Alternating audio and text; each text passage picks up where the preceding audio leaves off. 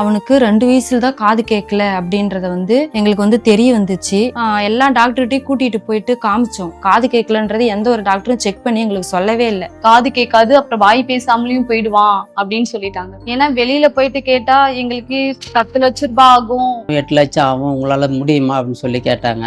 அப்புறம் இவ்வளவு அமௌண்ட் ஆகும்னு சொன்னதுனால எங்களால அப்புறம் ரெடி பண்ண முடியல. அழுதுட்டோம். பையனுக்கு இந்த மாதிரி ஒரு நிலைமையான்னு சொல்லி அழுதுகிட்டே திருப்பி வீட்டுக்கு வந்துட்டோம். கள்ளக்குறிச்சி ஹாஸ்பிட்டல் தெரிஞ்சிச்சு. ப்ரொசீஜர் என்னங்க மேடம் கேட்டது, முதலமைச்சர் காப்பீடு திட்டம் இருந்தா மட்டும் போதும், எதுவுமே தேவையில்லை அப்படின்னு சொல்றாங்க. பேசாம இருந்துருவாளோன்ட்டு நான் எவ்வளவு கஷ்டப்பட்டுட்டு இருந்தேன்.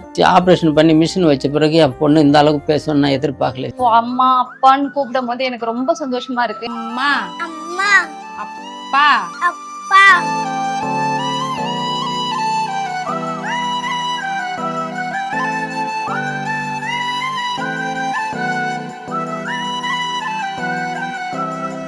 முதலமைச்சர் காப்பீடு திட்ட கார்டு வச்சு எங்களுக்கு ரொம்பவே யூஸ்ஃபுல்லான, என் பையனுக்கு ஒரு லைஃபே கொடுத்துருக்காங்க. ஆனா இப்ப காது கேட்டு திரும்பும்போது இந்த உலகத்தையும் நம்ம கைக்குள்ள அடக்குன மாதிரி சந்தோஷம் எனக்கு.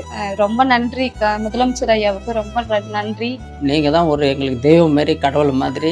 டாக்டரு, மேம், நர்ஸு எல்லாத்துக்கும் ரொம்ப நன்றிங்க ஐயா. முதல்வர் ஐயாவுக்கு ரொம்ப நன்றிங்க ஐயா. நீங்க செஞ்ச உதவி எங்களால எப்பவுமே மறக்க முடியாது. என் பொண்ணு பேச வச்சதுக்கு ரொம்ப நன்றிங்க ஐயா. ஸ்டாலின் அப்பாவுக்கு ரொம்ப ரொம்ப ரொம்ப நன்றி.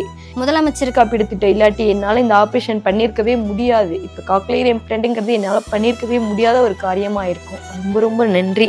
முதலமைச்சர் காப்பீட்டு திட்டத்துக்கு நான் மிக்க நன்றியோட தெரிவிச்சுக்கிறேன். முதலமைச்சருக்கு நன்றி. சிஎம் தாத்தாக்கு